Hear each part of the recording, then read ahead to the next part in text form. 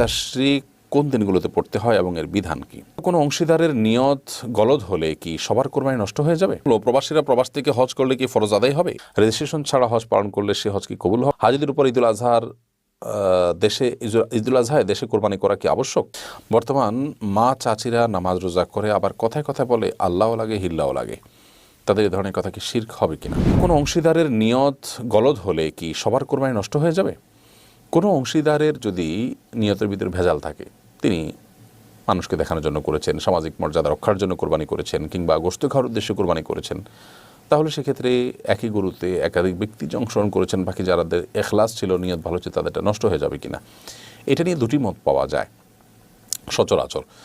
একটি হলো যে একজনের কোরবানিতে নিয়তে ভেজাল থাকলে সবার কোরবানি নষ্ট হয়ে যাবে, যেহেতু একটা পশু এখানে জবে হচ্ছে, অতএব এর মধ্যে সবারই আপনার নিয়ত আলাদা আলাদা করে করার সুযোগ নেই। নিয়ত মূলত একটা পশু জবে হচ্ছে, একটা হেরাকে দম হচ্ছে, বিধায় ওই একটা নিয়তের এক অংশ ভেজাল হলে পুরো অংশটা ভেজাল যুক্ত হয়ে যাবে, এটা অনেক ওলামা ইকরাম বলে থাকেন। তবে এক্ষেত্রে এর বিপরীতে একটি মত আছে, সেটি অত্যন্ত যৌক্তিক এবং নানা দিক থেকে খুবই শক্তিশালী। সেটি হলো যে কোরবানির পশুতে কোনো একজনের নিয়ত যদি কোনো ভেজাল হয়, তাহলে বাকিদের নিয়ত যদি খালেজ থাকে, ভালো থাকে, তাদের বাকিদের নিয়ত ঠিকই কবুল হবে, তাদের কোরবানি ঠিকই কবুল হবে। কারণ আল্লাহ সুবহানাহু ওয়া তাআলা বলেছেন ওয়াল্লা তাযিরু ওয়াজিরাতুন উযরা উখরা, কারোর পাপ বা অন্যায় বা ভুল ত্রুটির বোঝা অন্যকে বহন করে না। এটা ইসলামের শরীরে একটা মৌলিক নীতি সজাগতা আয়াতের আলোকে তৈরি হয়েছে, যার কারণে আরেকজনের নিয়তের ভেজাল আমার উপরে আসবে না, যেহেতু আমার নিয়ত এখানে শুদ্ধ। আর ইসলাম যেহেতু এখানে একাধিক ব্যক্তি অংশগ্রহণ করার সুযোগ রেখেছে, বিধায় একাধিক ব্যক্তির প্রত্যেকের যার যার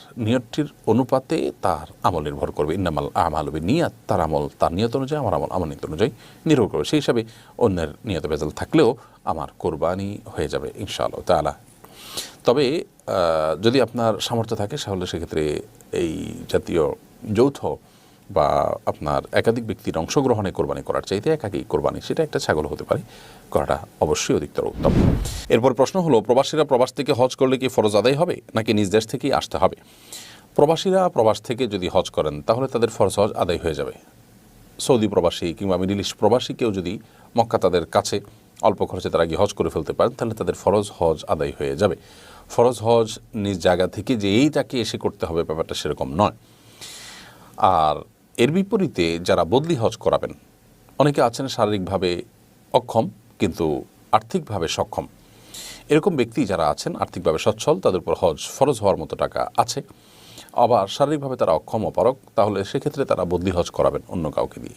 কিন্তু সেই বদলি হজটা মক্কায় থাকা কোনো মানুষকে বা বাইরে থাকা কোনো মানুষকে দিয়ে করাবেন, এটা করলে যথেষ্ট হবে না, বরং তিনি নিজ দেশ থেকে করাবেন। কারণ এখানে তার আর্থিক এবং আপনার শারীরিক দুইটার যে কোনো একটা সঙ্গতি আছে, যেটা সঙ্গতি আছে সেটা তিনি যথাযথভাবে পালন করবেন, এবং তার উপরে হজ ফরজ হয়েছে তার যে গন্তব্য সেটার উপরে ভিত্তি করেই।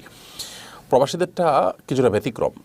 তাদের ব্যাপারটা হলো যে তারা সেখানে অন্য কোনো কাজে গিয়েছেন, তৌফিক হয়েছে হজ করা, তারা হজটা করে ফেলেছেন, তাতে তাদের ফরজ হজ আদায় হয়ে যাবে। ব্যাপারটা এরকম যে কোনো ব্যক্তি মসজিদে কাজের জন্য এসেছে, ধরা যাক একজন মিস্ত্রি, তিনি মসজিদে তিনি কাজের জন্য এসেছেন, বাসা থেকে মসজিদে নামাজের জন্য আসেন নাই, কাজ করতে করতে সলাতের ওয়াক্ত হয়ে গেছে, তিনি সলাত আদায় করলেন, তার সলাত হয়ে যাবে, জামাত পড়ার যে আবশ্যকীয়তা সেটা আদায় হয়ে যাবে, এবং জামাতের সওয়াব তিনি পেয়ে যাবেন। ব্যাপারটা এরকম না যে তাকে বাসা থেকেই যে আবার আসতে হবে, যেটা তার নিজস্ব ইবাদত, তিনি এখানে অন্য উদ্দেশ্যে আসলেও এই মূল ইবাদতটি করে ফেলতে পারলে তার পক্ষ থেকে সেটা আদায় হয়ে যাবে। আর কেউ যদি লোক পাঠাতে হয়, তখন সেটা তার নিজ গন্তব্য থেকেই পাঠাতে হবে। তাকবীরের তাশরিক কোন দিনগুলোতে পড়তে হয় এবং এর বিধান কি? খুব গুরুত্বপূর্ণ প্রশ্ন। তাকবীরের তাশরিক বলা হয় জিলহজের 9 তারিখ থেকে নিয়ে 13 তারিখ পর্যন্ত যে দিনগুলো আছে, এই দিনগুলোতে যে তাকবীর পড়া হয় সেটিকে। আর তাকবীরের ভাষ্য একাধিক রকম হাদিসে বর্ণিত হয়েছে, অর্থাৎ বিভিন্ন রকম ভাষ্য বর্ণিত হয়েছে। মূল ভাষ্য একই, শুধুমাত্র 1-2টি শব্দের হেরফের রয়েছে, সে কোনটি পড়লে হয়ে যাবে। যেমন একটি এবং আমাদের সমাজে প্রচলিত এবং সবচেয়ে বেশি প্রসিদ্ধ তাকবীর যেটি, সেটি হলো আল্লাহু আকবার, আল্লাহু আকবার, লা ইলাহা ইল্লাল্লাহু, আল্লাহু আকবার, আল্লাহু আকবার, লিল্লাহিল হামদ। তবে আল্লাহু আকবার 3 বার ও কোনো কোনো বর্ণনা বর্ণিত হয়েছে আল্লাহু আকবার, আল্লাহু আকবার, আল্লাহু আকবার, লা ইলাহা ইল্লাল্লাহু, আল্লাহু আকবার, আল্লাহু আকবার, লিল্লাহিল হামদ। দুইটাই ঠিক আছে। তো এই তাকবীর আইয়ামে তাশরিকের প্রত্যেক সলাতের পর আমাদেরকে পড়তে হবে, নারী পুরুষ সবাইকে। আইয়ামে তাশরিক বলতে বোঝানো হয় আরাফাতের দিন ফজরের পর থেকে নিয়ে শুরু করে 13ই জিলহজ অর্থাৎ ঈদের চতুর্থ দিন যেটাকে বলা হবে, সেই দিনের আসর পর্যন্ত প্রত্যেক সলাতের পর একবার করে আমরা পড়ব। সালাতের পর যদি পড়তে ভুলে যাই, তাহলে সালাতের পরে যখনই মনে হবে তখনই আমরা পড়ে নিব। এটি একবার পড়তে হয়, সমস্যারে সুরে সুর মিলিয়ে পড়া জরুরি না, প্রত্যেকে যার যার মতো পড়বেন, নারীরাও ঘরে তার জায়গা থেকে পড়বেন। এটি প্রত্যেক মুসলমানের জন্য করা গুরুত্বপূর্ণ একটা কাজ এবং আবশ্যক। এর বাইরে জিলহজের প্রথম 10 দিন ধরেই তাকবীর বেশি বেশি করে পাঠ করা, অথবা যে কোনো তাকবীর আল্লাহু আকবার বলা, অথবা আল্লাহু আকবার কবীরা আলহামদুলিল্লাহি কাসীরা ওয়া সুবহানাল্লাহি ওয়া বিহামদিহি বুকরাতান ওয়া আসীলা বেশি বেশি করে পাঠ করা, সেটিও কিন্তু গুরুত্বপূর্ণ একটি ভালো কাজ এবং নেক আমল, সওয়াবের কাজ, সেটা করা যেতে পারে। রেজিস্ট্রেশন ছাড়া হজ পালন করলে সে হজ কি কবুল হবে? রেজিস্ট্রেশন করতে 12 থেকে 16,000 রিয়াল খরচ হয়। রেজিস্ট্রেশন ছাড়া 300-400 রিয়ালই হয়ে যায়। অস্বাভাবিক ফি নেওয়ায় কেউ যদি রেজিস্ট্রেশন না করেই হজ পালন করে, সে হজ কি কবুল হবে? সম্ভবত সৌদি কোনো প্রবাসী প্রশ্ন করেছেন। রেজিস্ট্রেশন ছাড়া যদি হজ করেন এবং হজের সকল ফরজ ওয়াজিবগুলো পালন করে ফেলেন, হজ হয়ে যাবে, মানে শরিয়ার নিয়ম অনুযায়ী হজ হয়ে যাবে, কারণ আপনি হজের ফরজ ওয়াজিবগুলো সব ঠিকঠাক মতো আদায় করেছেন, হজ হয়ে গেছে। বাট আপনি এ ধরনের প্রক্রিয়া অবলম্বন করার কারণে আপনি অবশ্যই ছোট গুনাহ হলেও আপনি এই গুনাহের ভাগীদার হবেন, অর্থাৎ গুনাহগার হবেন। কারণ আপনি প্রথমত অনেক অসততার আশ্রয় নিতে হয়েছে, প্রতারণার আশ্রয় নিতে হয়েছে, এবং এখানে যে ম্যানেজমেন্ট কস্ট আছে সেটা তো আপনি দেন নাই। হজের আপনার বিভিন্ন জায়গায় আপনি গেছেন, সেখানে যে ব্যবস্থাপনা রাখা আছে সেগুলোর পিছনে তো খরচ হয়েছে, সেটা না দিয়ে আপনি ব্যাপারটা হলো যে আপনি সার্ভিসটা নিলেন, এরকমটা হয়ে গেল আর কি। আর এটা ঠিক যে অনেক হজের ব্যয় বেড়ে গেছে এবং অস্বাভাবিকভাবে বেড়ে গেছে, ভ্যাট যুক্ত করা এবং সেখানে আপনার অস্বাভাবিক ফি নেওয়া ইত্যাদি, সেগুলো অবশ্যই গর্হিত, সেটা সম্পূর্ণ ভিন্ন বিষয়। কিন্তু তাই বলে আপনি মানে যদি প্রতারণা করেন, মিথ্যার আশ্রয় নেন বা অন্য কোনো কিছু করেন, তাহলে গুনাহ হবে। আর যদি মিথ্যা আশ্রয় প্রতারণা না করেন, এভাবে হজ করে ফেলেন, তাহলে হজের ফরজ আদায় হয়ে যাবে। হাজিদের উপর ঈদুল আজহার ঈদুল আজহায় দেশে কোরবানি করা কি আবশ্যক? খুবই গুরুত্বপূর্ণ এবং প্রাসঙ্গিক প্রশ্ন।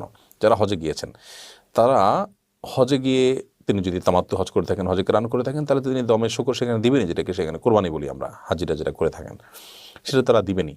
এর বাইরে তারা যদি মুকিম হন, হানাফি মাযহাব মতে তারা যদি মুকিম হন, দেশে তাদের তরফ থেকে কোরবানি করবে। মুকিম মানে হলো মক্কায় 15 দিনের বেশি যদি তারা নিয়ত করে থাকেন অবস্থানে, তাহলে তারা মুকিম হয়ে গেলেন সেখানে, তাহলে তাদের তরফ থেকে দেশে কোরবানি করতে হবে কেউ না কেউ।